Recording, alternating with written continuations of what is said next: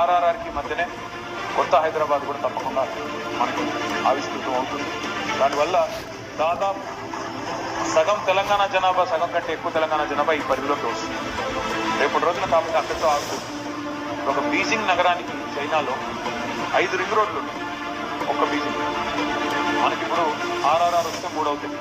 మనకు already inner ring road ఉంది, outer ring road ఉంది, రీజనల్ రింగ్ రోడ్ వస్తుంది. దాని తర్వాత దాని వెలుపల డెఫినెట్గా మరొక రింగ్ రోడ్ కూడా రావాలి.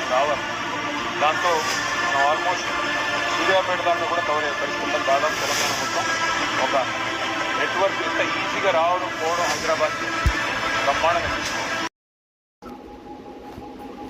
అమరావతి రాజధాని ఇన్నర్ రింగ్ రోడ్డు వ్యవహారంలో కదలికి వచ్చింది. అవుటర్ రింగ్ రోడ్డు గురించి మనం ప్రతిరోజు వార్తలు వింటూనే ఉన్నాం, కానీ ఇన్నర్ రింగ్ రోడ్డు చేపట్టాలా లేదా అనే విషయంలో ప్రభుత్వం చాలా సందిగ్ధంలో ఉంది. విజయవాడ వెస్ట్ బైపాస్ 1700 కోట్ల రూపాయలతో పూర్తి చేశారు. అది అందుబాటులోకి రాబోతా ఉంది నెక్స్ట్ మంత్ నుంచి. అయితే Vijayawada east bypass, Amaravati inner ring road కొన్ని ప్రాంతాల్లో చాలా సమీపంగా వెళ్ళడం వల్ల అలైన్మెంట్ లో మార్పులు చేయాల్సి ఉంటుంది. అలైన్మెంట్ మార్పులు చేస్తే డిపిఆర్ కూడా చేంజ్ అవుతుంది. అందుకని మొత్తం మీద అమరావతి ఇన్నర్ రింగ్ రోడ్డుకు సంబంధించి 3 ప్రతిపాదనలు చేశారు ప్రభుత్వానికి. ఒకటి 97 కిలోమీటర్లు ఉంటుంది, ఒకటి 94 కిలోమీటర్లు ఉంటుంది, ఒకటి 80 కిలోమీటర్లు ఉంటుంది. 3 ప్రతిపాదనలో ఒక ప్రతిపాదనకి రాష్ట్ర ప్రభుత్వం సంసిద్ధంగా ఉంది.